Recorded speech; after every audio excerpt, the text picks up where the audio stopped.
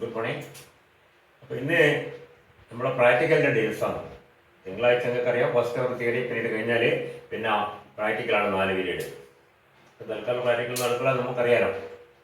അപ്പോൾ inorganic practical നിങ്ങൾ syllabus നോക്കിയില്ലെന്ന് എനിക്കറിയില്ല. സിലബസ് കൃത്യ പ്രാക്ടിക്കൽ അപ്പം ചിലപ്പോൾ നോക്കിയിട്ടുണ്ടാവില്ല. സിലബസ് പറഞ്ഞിരിക്കുന്ന കാര്യങ്ങൾ നമുക്ക് 3 different types of experiment set ചെയ്യാനുള്ളത്. ഒന്ന് 2 ക്വാണ്ടിറ്റേറ്റീവ് അനാലിസും 1 ക്വാളിറ്റേറ്റീവ് അനാലിസുമാണ്. 2 ക്വാണ്ടിറ്റേറ്റീവ് അനാലിസിസ് പറഞ്ഞാൽ ഒന്ന് വോളിയോമെട്രിക് അനാലിസിസ്, മറ്റേത് കളറിമെട്രിക് അനാലിസിസ്. ഇത് രണ്ടും നിങ്ങൾക്ക് പരിചയമുള്ളതാണ്. കളറിമെട്രിക് നമ്മുടെ സിലബസ് 2 ഡിഗ്രി ക്ലാസ്സിൽ നിങ്ങൾ ചില കോളേജൊക്കെ ചെയ്യിച്ചിട്ടുണ്ടാവും, ചിലർ കാണിച്ചിട്ടൊക്കെ ഉണ്ടാവും കളറിമെട്രിക്. പിന്നുള്ളത് വോളിയോമെട്രിക് ആണ്. അത് വളരെ പരിചയം, നമ്മൾ പ്ലസ് 2 മുതലേ ചെയ്തുകൊണ്ടിരിക്കുന്ന വോളിയോമെട്രിക്, ചെറിയ വ്യത്യാസമുള്ളൂ. പിന്നെയുള്ളത് മിക്സർ അനാലിസിസ് ആണ്. ഈ 3 ടൈപ്പ് എക്സ്പെരിമെന്റ്സ് നമുക്കുള്ളത്. മിക്സർ അനാലിസിസ് എന്ന് പറഞ്ഞാൽ നമ്മൾ സോൾട്ട് അനാലിസിസ് ആദ്യം ചെയ്തിട്ടുണ്ട് ഡിഗ്രി ക്ലാസ്സിൽ, പ്ലസ് 2 ക്ലാസ്സിൽ. അപ്പം നമുക്കൊരു സോൾട്ട് തരുന്നു അല്ലേ, അതിന്റെ ആനയോണും കാറ്റയോണും കണ്ടുപിടിച്ച് നമ്മൾ given salt is say barium carbonate.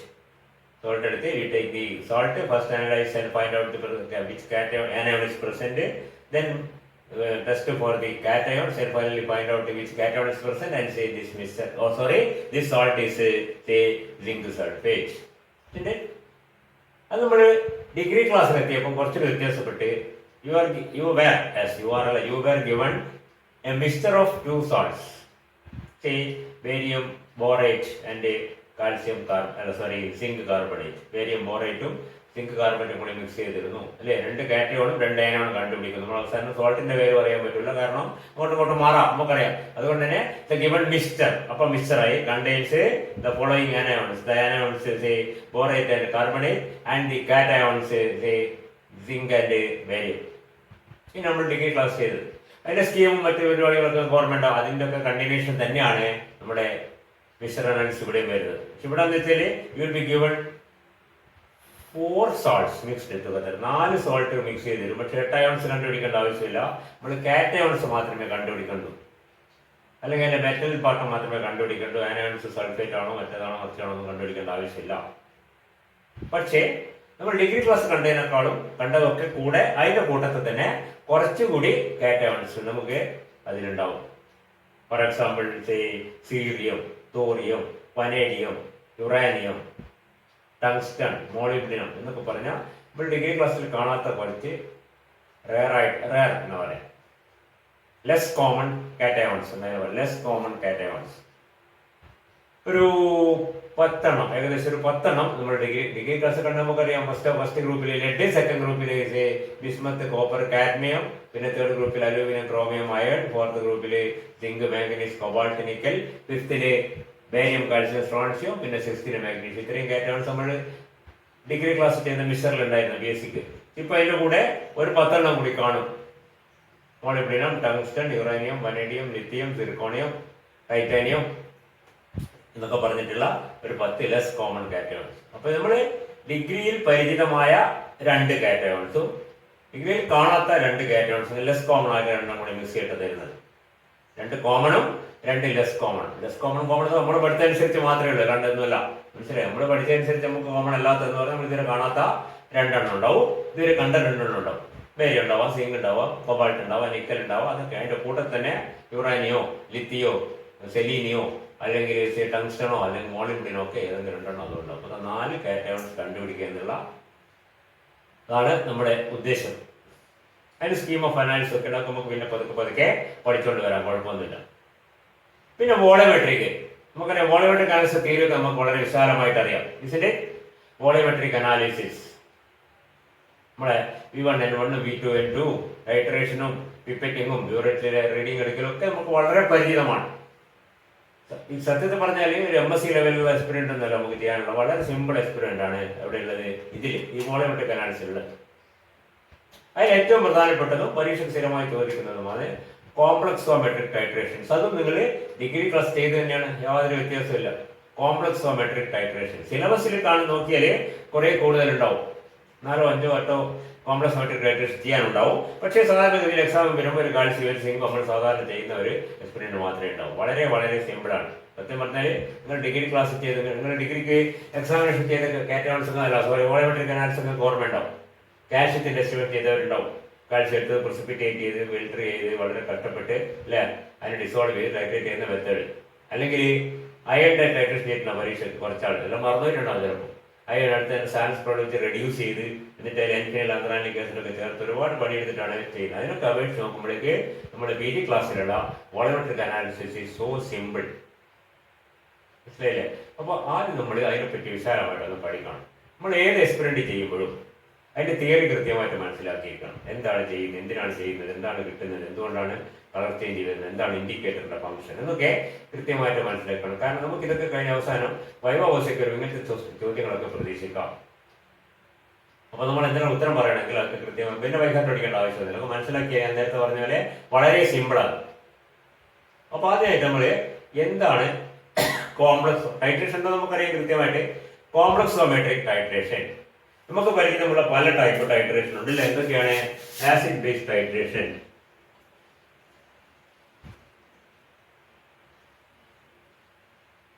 Redox titration, ഇതൊക്കെ നമ്മൾ വളരെ കൂടുതൽ ചെയ്താണ്.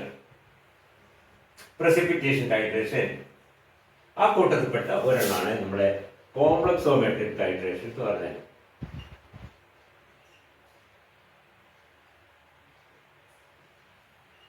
കോംപ്ലക്സോമെട്രിക് ടൈട്രേഷൻ ഇതൊക്കെ എന്താണ് പേര് വെക്കുമ്പോഴും അറിയാം. പിന്നെ acid base titration, of course in the titration there is a quantitative reaction between two species. ഇവിടെ സ്പീഷീസ് ആസിഡും ബേസും ആണ്. ഇവിടെ സ്പീഷീസ് എന്താണ്? ഒരു ഓക്സിഡൈസിങ് ഏജന്റും റിഡ്യൂസിങ് ഏജന്റും ആണ്. ഒരു ആസിഡ് ഒരു ബേസും HCl അഗേൻസ്റ്റ് NaOH അല്ലെ, NaOH അഗേൻസ്റ്റ് എന്തായാലും കുഴപ്പമില്ല അല്ലേ. ഇവിടെയോ റിഡോക്സിൽ എന്താണ്? ferrous against KMnO4 or simply permanganate or ferrous against dichromate. See, but complex titrations, the basic reaction that takes place in this reaction is a complexation reaction, complex formation reaction. What will be a complex formation reaction? It is very familiar to you. Complex formation reactions. ഈ റിയാക്ഷൻസിനൊക്കെ പ്രത്യേകത എന്താണ്? ഇതൊക്കെ quantitative reaction ആണ് അല്ലേ. അതുകൊണ്ടാണ് നമ്മൾ കണക്കൂട്ടി കണ്ടുപിടിക്കുന്നത്. Quantitative എന്ന് പറഞ്ഞാൽ എന്താണ്? ഒരു HCl ഒരു NaOH കൂടെ റിയാക്ട് ചെയ്തോളൂ. ഒരു HCl ഒരു NaOH മതി, കൂടുതലും പറ്റില്ല കുറവും പറ്റില്ല അല്ലേ. അതേപോലെ ഫെറസ് നമുക്കറിയാം ഇക്വേഷൻ എഴുതി കഴിഞ്ഞാൽ എത്ര അയൺ എത്ര KMnO4 വേണമെന്ന് അറിയാം. 1 equivalent അയൺ 1 equivalent KMnO4 വേണം. KMnO4 ഇക്വലന്റ് മാസ് മോളിക്കുലർ മാസിന് 5-1 അയൺ ഇക്വലന്റ് മാസ് അതിന്റെ അറ്റോമിക് മാസ് തന്നെയാണ്. ഇതൊക്കെ നമുക്കറിയുന്ന കാര്യമാണ്. ഇക്വലൻസ് ആണ് റിയാക്ട് ചെയ്യുന്നത്. കറക്റ്റ് അത്രയും മാത്രമേ വേണ്ടു റിയാക്ട് ചെയ്യുക. അതേപോലെ കൂടുതൽ വേണ്ട. നമ്മളൊരു കോംപ്ലക്സ് ഫോർമേഷൻ റിയാക്ഷൻ എടുക്കുക. Take for example a general reaction for M.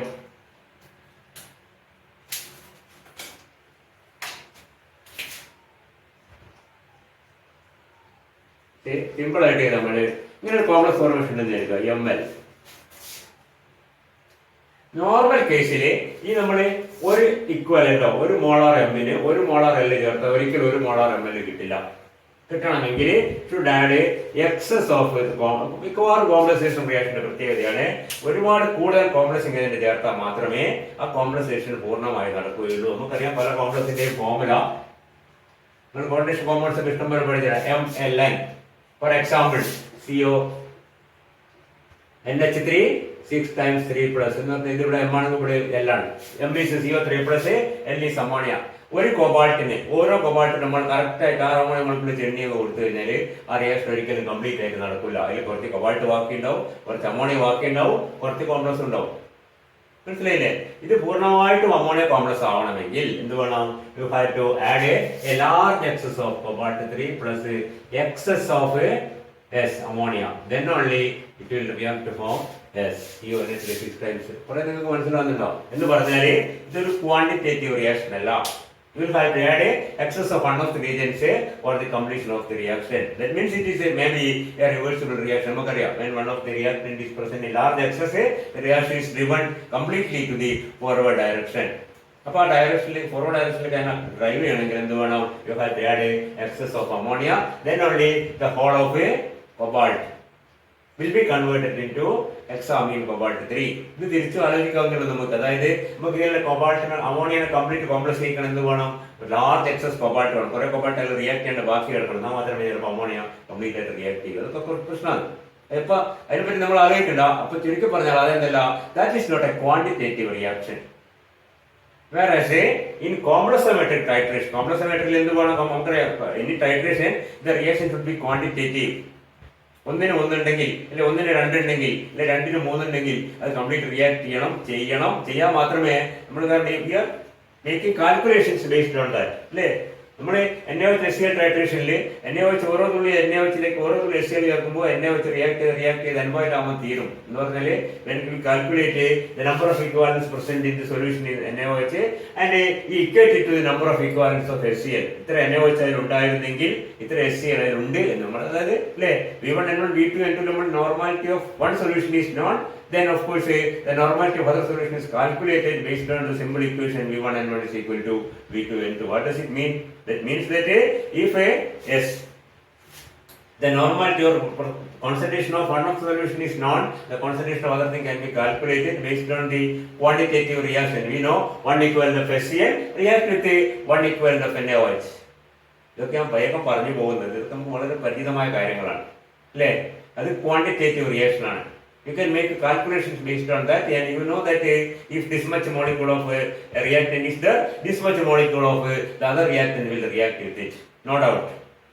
അല്ലേ, x mol of എന്നുണ്ടെങ്കിൽ x mol of O അല്ലെങ്കിൽ 2x mol of O y react ചെയ്യും. അത്രയേ ഉള്ളൂ. x mol of A ഉണ്ടെങ്കിൽ x mol of B react ചെയ്യും. x mol of A ഉണ്ടെങ്കിൽ 2x mol of B react ചെയ്യുന്ന കേസിൽ എന്തായാലും നമുക്കത് അറിയാം അതിന്റെ ക്വാണ്ടിറ്റേറ്റീവ് റിയാക്ഷൻ. മനസ്സിലായില്ലേ?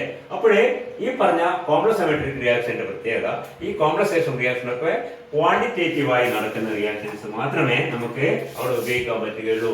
മിക്കവാറും കോംപ്ലക്സേഷൻ റിയാക്ഷനും എന്തല്ല, ക്വാണ്ടിറ്റേറ്റീവ് അല്ല. പിന്നെ ക്വാണ്ടിറ്റേറ്റീവ് റിയാക്ട് ചെയ്യുന്ന ചില ലിഗൻസ് ഉണ്ട്. ആ ലിഗൻസ് ആണ് നമ്മൾ സാധാരണ രീതിയിൽ പറയുന്ന കീലേറ്റിംഗ് ഏജൻസ്. കീലേറ്റിംഗ് ഏജൻസ് കേട്ട് ഈ വാക്ക് കേട്ടിട്ടുണ്ടാവും. കീലേഷൻ കേട്ടില്ല? യെസ്. ഒരു ഫോർ എക്സാമ്പിൾ നമ്മള് 5th സെമിലോ 6th സെമിലോ പഠിക്കുകയാണ്. എത്തലീൻ ഡൈയമീൻ എന്ന് പറഞ്ഞ സാധനം. That's a chelating agent. Why? Because yes to form a complex like this. A ring structure is formed which is more stable than a structure where there is no ring formed. നിങ്ങൾ പഠിച്ചിട്ടുണ്ടാവും. ഇതുപോലെയുള്ള ചില പോളിഡെൻഡേറ്റ്, ഇതിപ്പോ എന്താണ്, ഇതൊരു ബൈഡെൻഡേറ്റ് ligand ആണ്. ഒരു മോണോഡെൻഡേറ്റ് ligand form ചെയ്യുന്നതിനേക്കാൾ കൂടുതൽ സ്റ്റേബിളായ കോംപ്ലക്സ് ഫോം ചെയ്യുക ഒരു ബൈഡെൻഡേറ്റ് ലിഗൻഡ്. ഒരു ബൈഡെൻഡേറ്റ് ലിഗൻഡ് ഫോം ചെയ്യുന്നതിനേക്കാൾ കൂടുതൽ സ്റ്റേബിളായ കോംപ്ലക്സ് ഫോം ചെയ്യും ഒരു ട്രൈഡെൻഡേറ്റ് ലിഗൻഡ്. അങ്ങനെ അത് ടെട്രാഡെൻഡേറ്റ് പെൻഡഡെൻഡേറ്റ് ഒക്കെ ആകുമ്പോഴേക്ക് അതിന്റെ കോംപ്ലക്സിന്റെ സ്റ്റെബിലിറ്റി വളരെ കൂടുതലായിരിക്കും. എന്ന് പറഞ്ഞാൽ yes, the reaction will be something like a quantitative reaction. അപ്പോഴേ എന്താണ്, ഒന്നിനൊന്നും മതി. കാരണം ഒരു കോംപ്ലക്സ് ഒരു മോളിക്യൂൾ ഒന്നിനെ കണ്ട ഉടനെ റിയാക്ട്, മറ്റേ അത്ര സ്റ്റേബിൾ അല്ല. അതുകൊണ്ടാണ് അത് കംപ്ലീറ്റ് റിയാക്ട് ചെയ്യാൻ ഒരുപാട് ലിഗൻസ് വേണ്ടി വരുന്നത്. പറഞ്ഞ് നിങ്ങൾക്ക് മനസ്സിലാവുന്നുണ്ടോ?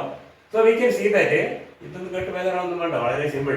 കൻ see that certain chelating agents, especially polydendate ligands, form very stable complexes and this reaction is found to be quantitative. ചില പോളിഡെൻഡേറ്റ്, ഇപ്പം ബൈഡെൻഡേറ്റ് ആണ്, അതല്ല പോളിഡെൻഡേറ്റ് ലിഗൻസ്, ട്രൈഡെൻഡേറ്റോ ടെട്രാഡെൻഡേറ്റോ പെൻഡോഡെൻഡേറ്റോ ഹെക്സാഡെൻഡേറ്റോ ഒക്കെ ആകുമ്പോൾ അതിന്റെ ഡെൻഡസി അല്ലെങ്കിൽ അതിന്റെ ലിഗൻസി അവർക്ക് പറയുന്നുണ്ടോ, ഡെൻഡസി എന്ന് പറയും, അല്ലെങ്കിൽ അതിന്റെ ലിഗൻസി എന്ന് പറയും. ഈ ഡെൻഡസി ഒരു ലിഗൻ എന്ന് പറയുന്ന വാക്കാണ് ലിഗൻസി, ഡെൻഡസി. എന്താണ് ചെറിയത്?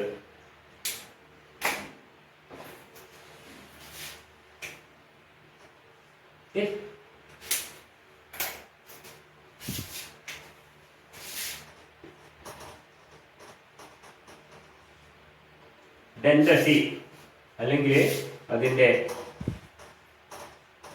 ലിഗൻസി, ഈ രണ്ട് വാക്ക് ഒന്നിനാണ്. ഈ ഡെൻഡസി ഒരു ലിഗൻസി ശ്രദ്ധിക്കാം. ഇല്ല ലേശം മാറ്റി നിർത്തട്ടെ.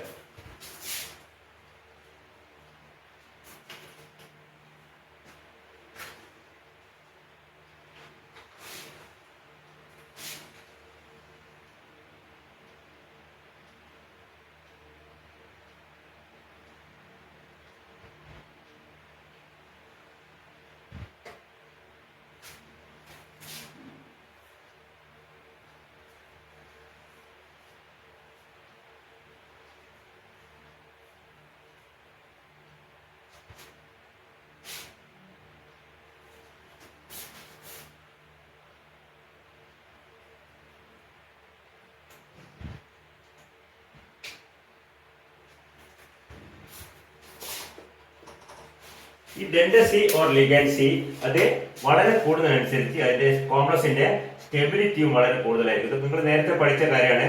അത് വെച്ച് നമ്മൾ മിക്കവാറും see that if certain ligands are say pentadentate or hexadentate, something like that, tendency 5 6 ഒക്കെ ആവുമ്പോഴേക്ക് yes, the complex is very stable and complex formation reaction is found to be quantitative. That means if one metal is there, if it meets one ligand, it will form a complex immediately. If two metals are ions are there, if it meet two ligands, two complex molecules will be formed. If you have n metal atoms, it require only n ligands so that a stable complex is formed and the reaction is complete. പറയുന്നത് clear ആവുന്നുണ്ടോ? അതുപോലത്തെയുള്ള ഒരു ഹെക്സാഡെൻഡേറ്റ് ligand ആണ് നമ്മുടെ degree ക്ലാസ്സിൽ practical ചെയ്യുമ്പോൾ ഉപയോഗിച്ചിരുന്ന എന്തായിരുന്നു അതിന്റെ പേര്?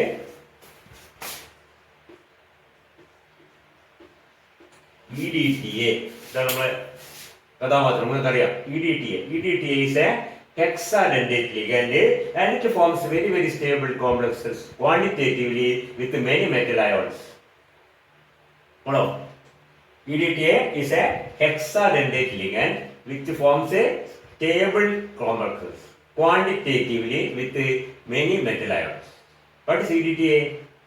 പേര് നിങ്ങൾക്ക് പരിചയമുണ്ടാവും, ഡിഗ്രി ക്ലാസ് ചെയ്താണ് വരാം. Ethylene diamine tetra acetic acid.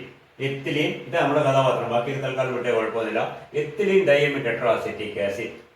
Ethylene diamine tetra acetic acid എന്ന പേര് ഓർമ്മിക്കുക. Ethylene diamine tetra acetic acid. അതിന്റെ സ്ട്രക്ചർ എന്തായിരിക്കും അത് നമ്മൾ ബൈക്കാർട്ട് പഠിച്ചേക്കേണ്ട യാതൊരു ആവശ്യമില്ല. പേരിൽ നിന്ന് നമുക്കത് ഡിറൈവ് ചെയ്യാം. നമ്മൾ തൊട്ട് മുമ്പ് എത്തിലീൻ ഡൈയമീൻ കണ്ടു കഴിഞ്ഞു. എത്തിലീൻ ഞാൻ വരച്ച ഓർമ്മയില്ല. എത്തിലീൻ ഡൈയമീൻ ഒരു ബൈഡെൻഡേറ്റ് ligand CH2 CH2 NH2 NH2 അല്ലെങ്കിൽ NH2 CH2 CH2 NH2. അതാണ് എത്തിലീൻ ഡൈയമീൻ. ഇതെന്താണ്? Ethylene diamine tetra acetic acid. Structure എങ്ങനെ ഉണ്ടാവും?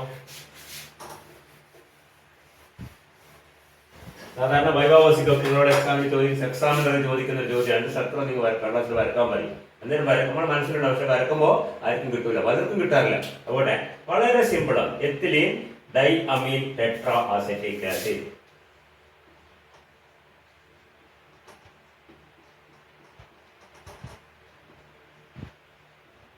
ഇതാണ് നമ്മുടെ എത്തിലീൻ എത്തിലീൻ ഡൈയമീൻ. ആ പേരിൽ എത്തിലീൻ എന്തായിരുന്നില്ല. ഇതാണ് ethylene CH2 double bond CH2. Ethylene ഈ ഡബിൾ ബോണ്ട് അങ്ങോട്ട് മുറിച്ച് കളയാം. അപ്പുറം ഇപ്പുറം ഓരോ NH2 അമിനോ ഗ്രൂപ്പ് ചേർത്ത് കഴിഞ്ഞാൽ എന്താ ഈ എത്തിലീൻ ഡൈയമീൻ. ഇതാണ് എത്തിലീൻ ഡൈയമീൻ. ടെട്രാസെറ്റിക് ആസിഡ് ആയില്ലേ? എത്തിലീൻ ഡൈയമീൻ. ഇത് എത്തിലീൻ ശ്രദ്ധിക്കുക, ഇത് എത്തിലീൻ ഡൈയമീൻ. ഇനിയോ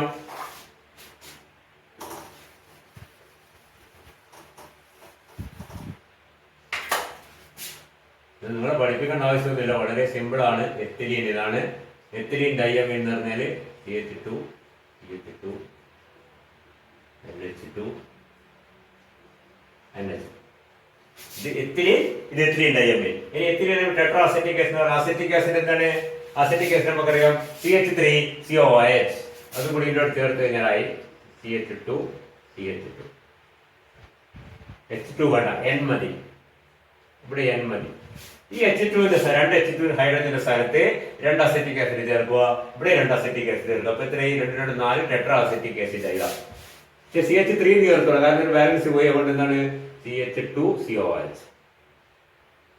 ഇവിടെയും CH2COOH. ഇവിടെയും തിരിച്ച് വരയ്ക്കുന്നതാണ് CH2COOH. ഇവിടെയും ഇതാണ് നമ്മുടെ ethylene diamine. Ethylene diamine tetra. ഇത് എത്തിലീൻ ശ്രദ്ധിക്കാം, ഇത് എത്തിലീൻ ഡൈയമീൻ ആണ്. ഇത് ethylene diamine tetra acetic acid ആണ്.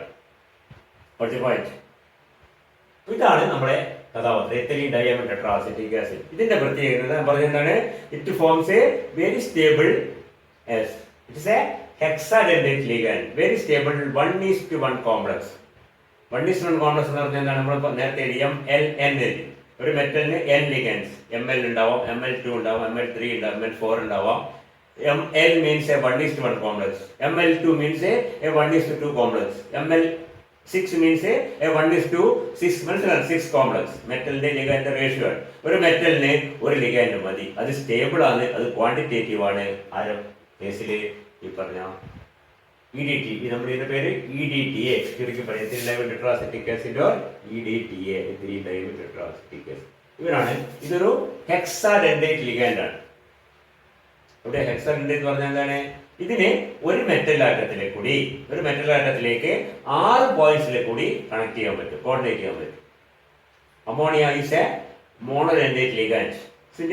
Ethylene diamine is a or oxalate is a bidentate. ഇത് നമ്മൾ ഡിഗ്രി ക്ലാസ് പഠിക്കാൻ ബൈഡെൻഡേറ്റ് ലിഗാൻഡ്. അതേപോലെ ഇത് നമ്മൾ പേര് പഠിച്ചിട്ടുണ്ടാവും. Example for a hexadentate ligand. അവിടെ ഒരു നൈട്രജൻ ഉണ്ട്, അവിടെ ലോൺ പേരുണ്ട് ഈ നൈട്രജൻ.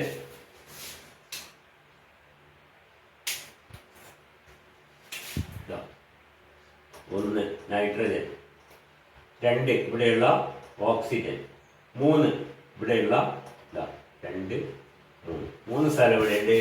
3 അതേപോലെ 3 ഈ നൈട്രജനും 2 കാർബോക്സിൽ ഗ്രൂപ്പ്. മനസ്സിലായില്ലേ? അങ്ങനെ 6 മോളിക്കുളിങ്ങനെ ആറ്റത്തിന്റെ മോള് മെറ്റൽ ആറ്റം നടക്കുന്നുണ്ടെങ്കിൽ ഇങ്ങനെ വളഞ്ഞ് എല്ലാം വന്നിട്ട് ഈ മെറ്റലിനെ കോർഡിനേറ്റ്. ഈ നൈട്രജനും ഈ ഓക്സിജനും ചുരുക്കി പറഞ്ഞാല് 2 നൈട്രജനും 4 ഓക്സിജനും 6 ആറ്റവും മെറ്റലിലേക്ക് ഈ മോളിക്കൂൾ ഇങ്ങനെ വളഞ്ഞ് വന്നിട്ട് എല്ലാം കോർഡിനേറ്റ് ചെയ്യും. അതുകൊണ്ട് അത് സ്റ്റേബിൾ ആയിരിക്കുന്നത്. അത് ബ്രേക്ക് ചെയ്യാൻ വളരെ ബുദ്ധിമുട്ടാണ്. കാരണം ബ്രേക്ക് ഒരു ബോണ്ട് ബ്രേക്ക് ചെയ്താൽ പിന്നെ 5 ബോണ്ട് ബാക്കിയുണ്ട്. അതുകൊണ്ട് തന്നെ അതൊരിക്കലും മെറ്റലിലേക്ക് ഫ്രീ ആവുന്നില്ല. അതാണ് സ്റ്റെബിലിറ്റി. കാരണം പഠിച്ചിട്ടുണ്ടാവും, കീലേറ്റ് ഇഫക്റ്റ് പഠിച്ചിട്ടുണ്ടാവും. എന്തുകൊണ്ട് കീലേറ്റ് കൂടുതൽ സ്റ്റേബിൾ ആവുന്നു? കീലേറ്റ് കൂടുതൽ സ്റ്റേബിൾ ആകാനുള്ള കാരണം ഒരു സാധാരണ അമോണിയ പോലെയുള്ള ലിഗാൻഡ് ഒരു ബോണ്ട് മുറിഞ്ഞാൽ അപ്പോൾ അമോണിയ ഫ്രീ ആയിട്ട് അങ്ങ് പോയി. എത്തിലീൻ ഡൈമിനാണെങ്കിലോ ഒരു ബോണ്ട് മുറിഞ്ഞാൽ മറ്റേ ബോണ്ട് അവിടെ ഉണ്ടാവും. Because it is a bidentate ligand. ഇവിടെ ഹെക്സാഡെൻഡേറ്റ് ലിഗാൻഡ് ആണ്. ഇത് മെറ്റലിന്റെ ലിഗാൻഡ് ഫ്രീ ആയി പോകണമെങ്കിൽ ഒരേ സമയത്ത് 6 ബോണ്ട് ബ്രേക്ക് ചെയ്യണം. അതിന്റെ സാധ്യത വളരെ കുറവാണ്. ഓരോ സമയത്ത് ഓരോന്ന് ബ്രേക്ക് ചെയ്തിട്ട് കാര്യമില്ല. കാരണം എന്താണ്? ബ്രേക്ക് ചെയ്ത് കുറച്ച് കഴിയുമ്പോൾ റീഫോം ചെയ്യും വേറെ സ്ഥലത്ത് ബ്രേക്ക് ചെയ്യുമ്പോഴേക്ക്. അതുകൊണ്ട് തന്നെ മെറ്റൽ ലിഗാൻഡ് തമ്മിലുള്ള ബന്ധം വളരെ സ്ട്രോങ് ആണ്. എവിടെ? ഈ പറഞ്ഞ EDTA കോംപ്ലക്സിന്റെ കേസിൽ that's very stable. And that's why it forms the reaction is a quantitative. Metal ligand കാണും ഞാൻ ചാടി പിടിച്ചാട് എല്ലാം കൂടി ഇങ്ങനെ ചുരുട്ടി പിടിച്ചാൽ മെറ്റലിനെ അവിടെ നിൽക്കും. മെറ്റൽ അതിന്റെ ഇടക്കുണ്ടാവും. ഈ ലിഗാൻഡ് അതിനെങ്ങനെ കവർ ചെയ്ത് നിൽക്കും. പിന്നെ അത് ഇളകി വരില്ല. കാരണം എന്താണ്? ഇളകണമെങ്കിൽ ഈ 6 ബോണ്ട് 1 2 3 4 5 6 ബോണ്ട് ബ്രേക്ക് ചെയ്യണം. That possibility or probability is very less, so that it is not easy to decompose or it is not easy to dissociate the metal and the ligand. So what happens? Yes, the complex becomes very stable, and that's also why because that's also why the complex is formed quantitatively. മനസ്സിലായില്ലേ? അപ്പോൾ metal ligand തമ്മിലുള്ള reaction quantitative ആണ്. അത് എന്താണ്? Form ചെയ്യുന്ന complex വളരെ സ്റ്റേബിളും ആണ്. കാര്യങ്ങൾ മനസ്സിലാകുന്നുണ്ട്. അപ്പോൾ EDTA എന്ന് പറയുന്ന സാധനം ഒരു മെറ്റലാറ്റം കാൽസ്യമോ സിങ്കോ ബേരിയമോ അയണോ ഒരുപാട് മെറ്റലാറ്റം അയോൺസ് ആണ്. ആറ്റംസ് അല്ല, മെറ്റൽ അയോൺസ് റിയാക്ട് ചെയ്യുമ്പോൾ എന്താണ്? It forms a very stable 1:1 complex. Quantitatively 3 stable ആണ്, 1:1 ആണ്, ക്വാണ്ടിറ്റേറ്റീവ് ആണ്. ക്വാണ്ടിറ്റേറ്റീവ് എന്ന് പറഞ്ഞാൽ മനസ്സിലായല്ലോ? ക്വാണ്ടിറ്റേറ്റീവ് എന്ന് പറഞ്ഞാൽ നമുക്ക് കണക്കൂട്ടാം. ഇത്ര ലിഗാൻഡ് റിയാക്ട് ചെയ്യണമെങ്കിൽ ഇത്ര മെറ്റലൈൻ ഉണ്ട്, ഇത്ര മെറ്റലൈൻ ഉണ്ടെങ്കിൽ ഇത്ര ലിഗാൻഡ് റിയാക്ട് ചെയ്യും നമുക്ക് കണക്ക് കൂട്ടാൻ പറ്റും. കാരണം എന്താണ്? ഒരു മെറ്റലിന് ഒരു ലിഗാൻഡ് മതി, കൂടുതലും വേണ്ട, കുറവും പറ്റൂല, കുറക്കാൻ പറ്റൂല. കാരണം എന്താ പറയാ? കൂട്ടാനും പറ്റൂല. കാരണം നമുക്കറിയാം. So means complex is very stable, that is formed quantitatively and in A 1:1 molar ratio. ഈ EDTA ആണ് നമ്മൾ ഉപയോഗിക്കുന്ന EDTA. EDTA ഒരു പ്രത്യേകതയുണ്ട്. നമുക്ക് നോക്കിയാൽ അറിയാം, ഇത് ഒരു വീക്ക് ആസിഡ് ആണ് അല്ലേ? അസറ്റിക് ആസിഡ് പോലെ തന്നെയാണ്, വീക്ക് ആസിഡ് ആണ്, കാർബോക്സിലിക് ആസിഡ് ആണ്. ഈ വീക്ക് ആസിഡ് ആയതുകൊണ്ട് തന്നെ അത് വെള്ളത്തിൽ പൂർണ്ണമായും അയണൈസ് ചെയ്യില്ല, ഡിസോൾവ് ചെയ്യില്ല. മനസ്സിലുണ്ടോ? ബെൻസോയിക് ആസിഡ് വെള്ളത്തിൽ ലയിക്കുന്നില്ല, ഉണ്ടോ? ഇല്ല. താലിക് ആസിഡ് ലയിക്കുന്നില്ല, അസറ്റിക് ആസിഡ് ലയിക്കുന്നുണ്ട്. കാരണം അതിന്റെ ആൽക്കൈൽ പാർട്ട് വളരെ ചെറുതായതുകൊണ്ടാണ്. ഇവിടെ വലിയ ഭാഗമാണ്, അതുകൊണ്ട് തന്നെ ഇത് വെള്ളത്തിൽ ലയിക്കില്ല. EDTA is solution EDTA is not a soluble in water. പറയുന്ന കാര്യം അവർ മനസ്സിലാക്കണം. നമ്മൾ കുറച്ച് കാര്യം ഇപ്പോൾ പറഞ്ഞിട്ടുള്ളൂ. എന്താണ് കോംപ്ലക്സ് ഫോർമേഷൻ റിയാക്ഷൻ? ഓക്കെ, എന്താണ് complex symmetric titration? Complex titration based on the reaction of A complex formation. Complex formation reaction അതിന്റെ ബേസ് എങ്കിൽ അതിന്റെ കോംപ്ലക്സ് സിമെട്രി എന്ന് പറയുന്നു. റെഡോക്സ് റിയാക്ഷൻ ബേസ് എങ്കിൽ അതിന് റെഡോക്സ് ടൈട്രേഷൻ എന്ന് പറയുന്നു. പ്രസിപ്പിറ്റേഷൻ റിയാക്ഷൻ അതിന്റെ ബേസ് എങ്കിൽ it is called a precipitation titration. ഒരു ന്യൂട്രലൈസേഷൻ റിയാക്ഷൻ അതിന്റെ ബേസ് എങ്കിൽ that is called a acid base reaction. അതേപോലെ here the basis of the titration of the reaction is a complex formation reaction and it is called a complexometric titration.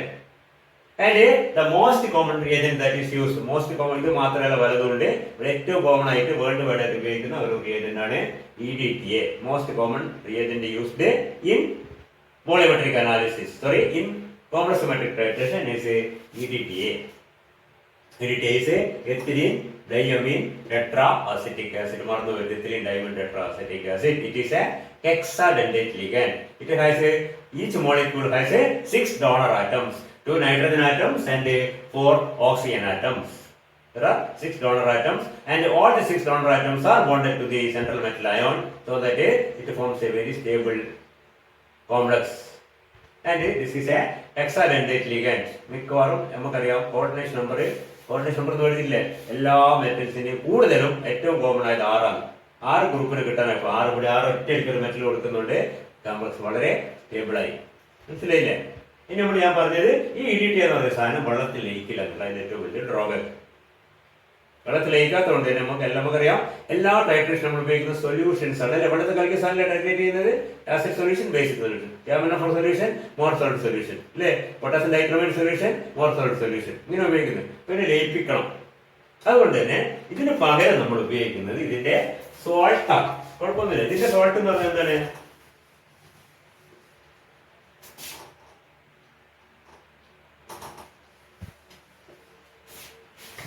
ഇതിന്റെ salt എന്ന് പറഞ്ഞാൽ ഇത് 4 carboxyl group ഉണ്ട്. ഒരു carboxyl group react ചെയ്താൽ ഒരു salt ഉണ്ടാവും. Is a tetrabasic acid. Tetrabasic acid 1, 2, 3, 4. 4 replaceable hydrogen atoms are there. So it is a tetrabasic. It can form 4 series of salt actually. The monosalt, the disalt, the trisalt and the tetrasodium salt. Monosodium salt form the disodium salt form the അല്ലേ ശരിയല്ലേ? ആസിഡിന്റെ ബേസിറ്റ് അനുസരിച്ച് അതിന് different series of salt form ചെയ്യാൻ പഠിച്ച citric ആസിഡിൽ 3 carboxyl കഴിഞ്ഞ പഠിച്ചിട്ടുണ്ട് first ഇയറിൽ അല്ലേ? അല്ല, ഫസ്റ്റ് ഇയറിലല്ല, കഴിഞ്ഞ 5th സെമസ്റ്റർ പഠിച്ചു. Citric acid forms 3 series of salt: monosodium citrate, disodium citrate and trisodium citrate or simply sodium citrate. എന്തുകൊണ്ടാണ്? അതിൽ 3 കാർബോക്സിൽ ഗ്രൂപ്പ് ഉണ്ട്, അതേപോലെ ഇതിൽ 4 കാർബോക്സിൽ ഗ്രൂപ്പ് ഉണ്ട്. അതുകൊണ്ട് തന്നെ അതിന് 4 സീരീസ് ഓഫ് സോൾട്ട് ഫോം ചെയ്യാം. ഒരെണ്ണം മാത്രം പോകുകയാണെങ്കിൽ ഇതാ മാറ്റി വെച്ചത്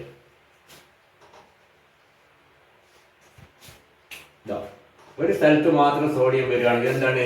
this is monosodium salt of EDTA.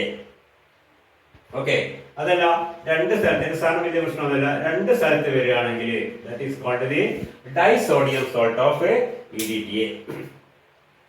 ഇത് ഇപ്പം വരച്ച എന്താണ്? 2 കാർബോക്സിൽ ഗ്രൂപ്പ് മാറി സോഡിയം പറഞ്ഞ മനസ്സിലല്ലേ? ഇത് ട്രൈസോഡിയം സോൾട്ടും ടെട്രാസോഡിയം സോൾട്ടും ഒക്കെ നമുക്ക് ആലോചിക്കാവുന്നേ ഉള്ളൂ. നമ്മൾ കോമൺ ആയിട്ട് ഉപയോഗിക്കുന്നത്, കമേഴ്ഷ്യലി അവൈലബിൾ ആയിട്ടുള്ളത്, ലാബിൽ ഉപയോഗിക്കുന്ന സാധനം ഇതാണ്. എന്താണ്? Disodium salt of EDTA. Disodium salt of EDTA ഇതാണ് നമ്മൾ ഉപയോഗിക്കുന്നത്. അറിയാനില്ല. കാരണം എന്തുകൊണ്ട് EDTA ഉപയോഗിക്കുന്നില്ല? EDTA നമ്മൾ പറയുന്നെങ്കിലും EDTA എന്ന് കുപ്പി നമ്മൾ കാണുകയാണെങ്കിലും അതിന്റെ താഴെ എഴുതിയിട്ടുണ്ടാവും ഡൈസോഡിയം സോൾട്ട്. പറയുന്നത് clear ആണെന്നുണ്ടോ? Disodium salt of EDTA is used because of the very low solubility of the EDTA itself. A parent compound, അതായത് 4 സ്ഥലത്ത് മെച്ച് വരുന്ന EDTA എന്ന് നമ്മൾ പറയുന്ന കോമ്പൗണ്ടിന് വെള്ളത്തിൽ സോലിബിലിറ്റി വളരെ കുറവാണ്. and you cannot prepare a solution using it. Aqueous solution cannot prepare a solution എന്ന് പറയാൻ പാടില്ല, കാരണം വേറെ സോൾവെന്റ് ലയിക്കും കേട്ടോ. You cannot prepare a aqueous solution using it, but if you take the salt, we can easily make it dissolve in water. So usually we use the disodium salt of EDTA. Disodium salt of EDTA. ഇതിന്റെ molecular നമ്മൾ ഇപ്പൊ ലാബിൽ പോയി കഴിഞ്ഞാൽ EDTA സോൾട്ടിന്റെ കുപ്പിന്റെ മുകളിൽ പല ലാബിനോട് എഴുതി വെച്ചിട്ടുണ്ടാവും. അതിന്റെ മോളിക്കുലർ ഫോമിൽ എഴുതിയിട്ടുണ്ട്. മോളിക്കുലർ ഫോമിൽ എന്തായിരിക്കും ഇതിന്റെ മോളിക്കുലർ ഫോമിൽ ആണെങ്കിൽ നമുക്ക് ആലോചിക്കാവുന്നേ ഉള്ളൂ. ഇത് വളരെ സിമ്പിളായ കാര്യമാണ്. എത്ര കാർബൺ ഉണ്ട്? 1, 2, 3, 4, 5, 6, 7, 8, 9, 10 കാർബൺ ഉണ്ട്. C10. ഇതില് H എത്രയുണ്ട്? ഒരു H, രണ്ടാമത്തെ പോയി അല്ലേ? 1, 3, 5, 5, 2, 7, 7, 2, 9, 9, 11, 12, 13, 13, 1, 14. ഇതില് എത്ര വോൾട്ട്? 2, 4, 6, 8 വോൾട്ട്.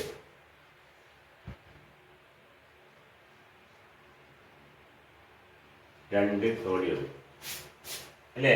ഇഡിറ്റിന്റെ ഫോമുല എന്തായിരിക്കും? ഇഡിറ്റിന്റെ ഫോമുല ശരിക്കും പറഞ്ഞാൽ C10H16O8 എന്നായിരിക്കും അല്ലേ? ഈ രണ്ട് ഹൈഡ്രജൻ പോയിട്ട് രണ്ട് സോഡിയം വന്നുകൊണ്ടാണ് ഇതിപ്പോ ഇത് ഡൈസോഡിയം സോൾട്ട് ആണ്. വേണമെങ്കിൽ ചിലപ്പോൾ ഇങ്ങനെ എഴുതിയിട്ടുണ്ടാവും. ഈ Na2 ഇപ്പുറം എഴുതും, കുഴപ്പമൊന്നുമില്ല. Na2 ഇങ്ങനെ എഴുതാം, ഇങ്ങനെ എഴുതാനും കുഴപ്പമില്ല, എങ്ങനെ എഴുതാനും കുഴപ്പമില്ല. Na2 C10H14O8 തീർന്നല്ല. 2H2O ഇത് നമ്മളിവിടെ കാണുന്നില്ല. ഇതിന്റെ സോൾട്ടുകൾ നമുക്കറിയാം, പല സോൾട്ടുകളും സോൾട്ട് ഹൈഡ്രേറ്റ് ആണ്. കോപ്പർ സൾഫേറ്റ് CuSO4 ആണെങ്കിലും നമ്മുടെ വാമം കിട്ടുന്ന എന്താണ്? CuSO4 5H2 ആണ്. പിന്നെ സിങ്ക് സൾഫേറ്റ് ZnSO4 ആണെങ്കിൽ നമ്മൾ വാങ്ങിക്കുമ്പോൾ കിട്ടുന്ന എന്താണ്? ZnSO4 7H2 ആണ്. അത് സ്റ്റേബിൾ ആയ സാധനം, അതായത് ഹൈഡ്രേറ്റഡ് സോൾട്ട് എന്ന് പറയുന്നത് ഹൈഡ്രേറ്റഡ് സോൾട്ട് ആണ്. അതിന്റെ ഫോർമുല C10H14O8 Na2 2H2 എന്നുള്ളതാണ്. ഇത് ഫോർമുല പുറത്തൊന്നും പറഞ്ഞില്ല, ചിലപ്പോൾ കുപ്പിനോടൊക്കെ ഇങ്ങനെ കാണും, മനസ്സിലായില്ലേ? ചിലപ്പോൾ നമുക്ക് ഇതിന്റെ മോളിക്കുലർ ഫോർമുല ആവശ്യം വരും. എപ്പോഴാണ് ഇതിന്റെ മോളിക്കുലർ മാസ് ആവശ്യം വരും അല്ലേ? ഇതിന്റെ മോളിക്കുലർ മാസ് ആവശ്യം വരുന്നത്, മോളിക്കുലർ മാസ് മിക്കവാറും ഏത് കെമിക്കലും നിങ്ങൾക്ക് അറിയില്ല, നിങ്ങൾ കെമിക്കൽസിന്റെ കുപ്പിയിൽ നേരത്തെ പരിചയം ഉണ്ടാവില്ല. ഏത് കെമിക്കൽ വാങ്ങിച്ചാലും മിക്കവാറും അതിന്റെ ലേബലിന്റെ പുറത്ത് അതിന്റെ മോളിക്കുലർ ഫോർമുലയും കൂടി ഉണ്ടാവും, മനസ്സിലായില്ലേ? നമ്മളിപ്പോ സിങ്ക് സൾഫേറ്റിന്റെ ഒരു കുപ്പി എടുത്തു കഴിഞ്ഞാല് സിങ്ക് സൾഫേറ്റ് എന്ന് വലിങ്ങനെ എഴുതി വെച്ചിട്ടുണ്ടാവും. അതിന്റെ താഴെ ZnSO4 7H2 എന്ന് എഴുതിയിട്ടുണ്ടാവും. അതിന്റെ താഴെ മോളിക്കുലർ മാസ് ഇത്ര എഴുതിയിട്ടുണ്ടാവും. 270 ഇത്രയാണ് 277.84, അതാണ് 287.84 അതാണ് അതിന്റെ മോളിക്കുലർ മാസ് സിങ്ക് സൾഫേറ്റ്. അതേപോലെ ഇതിന് അതിന്റെ നമുക്ക് കണക്കൂട്ടാൻ പറ്റും. 10 കാർബൺ 10 × 12 14 × 1 8 × 16 23 × 2 പിന്നെ 2 വാട്ടറിന്റെ 36 കൂടി കൂട്ടിക്കഴിഞ്ഞാൽ ഒരു 370 എത്ര കിട്ടും, കുഴപ്പമില്ല. അതാണ് അതിന്റെ മോളിക്കുലർ മാസ് എന്ന് പറയുന്നത്, മനസ്സിലായില്ലേ? ഈ സാധനമാണ് നമ്മൾ ഉപയോഗിക്കുന്നത്. അപ്പൊ നമ്മൾ കമേഴ്ഷ്യലായിട്ട് കെമിക്കൽസ് വിൽക്കുന്ന കടയിൽ പോയിട്ട് EDTA സോൾട്ട് വാങ്ങിച്ച് കിട്ടുന്ന ഇതാണ് എന്താണ്? Ethylene diamine tetraacetic acid disodium salt dihydrate എന്നതിന്റെ ഫുൾ പേര്, മനസ്സിലായില്ലേ? Ethylene diamine tetraacetic acid disodium salt dihydrate. Hydrate വന്ന് നമ്മൾ സോൾട്ട് വളരെ ക്രിസ്റ്റലൈസ് ചെയ്ത് കിട്ടും, അങ്ങനെ കിട്ടും. അതുകൊണ്ട് ഹൈഡ്രേറ്റ് വന്ന അല്ലാണ്ട് അതിന്റെ ആവശ്യം നമുക്കില്ല. എന്തുകൊണ്ട് ഡൈസോഡിയം സോൾട്ട് ഉപയോഗിക്കുന്നത് പ്രധാനമാണ്. Disodium salt is used because the normal compound or the EDTA itself is not soluble in water. We cannot prepare a aqueous solution using EDTA. So we use the sodium salt instead of the compound itself. Compound environment sodium salt are available because it is can prepare an aqueous solution easily with it. And it has the formula, or it is actually ethylene dimetetracetic acid disodium salt dihydrate. 2H2 കൂടി നമുക്ക് എഴുതിയാൽ മതി. അത്ര വിശാലമായിട്ട് എഴുതുന്ന ബുദ്ധിമുട്ടാണ്, പലപ്പോഴും ഇങ്ങനെ ഉണ്ടാവാം. EDTA ഡൈസോഡിയം സോൾട്ട് ഡൈഹൈഡ്രേറ്റ് അതാണ് നമ്മൾ ഉപയോഗിക്കുന്ന ലാബിൽ ഉപയോഗിക്കുന്ന EDTA. നിങ്ങൾ ലാബിൽ ഉപയോഗിച്ചിരുന്ന, അതായത് ഡിഗ്രി ക്ലാസ്സൊക്കെ ചെയ്യുമ്പോൾ അന്ന് വർഷങ്ങൾ സൊല്യൂഷൻ ഒന്നും ഉണ്ടാക്കിയിട്ടുണ്ടാവില്ല. നിങ്ങൾ ലാബിലെ അസിസ്റ്റന്റുമാര് ഉണ്ടാക്കി വെച്ചിട്ടുണ്ടാവും EDTA സൊല്യൂഷൻ. അത് ഉണ്ടാക്കുന്നത് ഈ സാധനം ഉപയോഗിച്ചിട്ടാണ്. ഇത്തിരി ഡൈമെട്രാസെറ്റിക് acid disodium salt dihydrate. Okay, ഒരു 10 മിനിറ്റ് ബ്രേക്ക് കഴിഞ്ഞാൽ അടുത്ത ക്ലാസ് ഉണ്ടാവും. ഒരു ദിവസം 2 ക്ലാസ് കുഴപ്പമില്ല അല്ലേ? ശരിയല്ലേ? 4 പീരീഡ് പ്രാക്ടിക്കലുണ്ട്. 4-ൽ 1 മാത്രം എടുക്കുന്നത് ശരിയല്ല. കുറച്ച് കഴിഞ്ഞാൽ ഒരു പീരീഡ് എന്ന് പറഞ്ഞാൽ ഇപ്പോൾ ആകെ 1 മണിക്കൂർ എടുത്തിട്ടില്ല, വേറെ കാര്യം. പക്ഷെ എന്നാലും ഒരുപാട് നിങ്ങൾക്ക് എടുക്കാൻ ഉദ്ദേശിക്കുന്നില്ല. കുറച്ച് കഴിഞ്ഞാൽ ഒരു പീരീഡ് കൂടി ഉണ്ടാവും ഇതേപോലത്തെ. ബ്രേക്ക്. ഓക്കെ.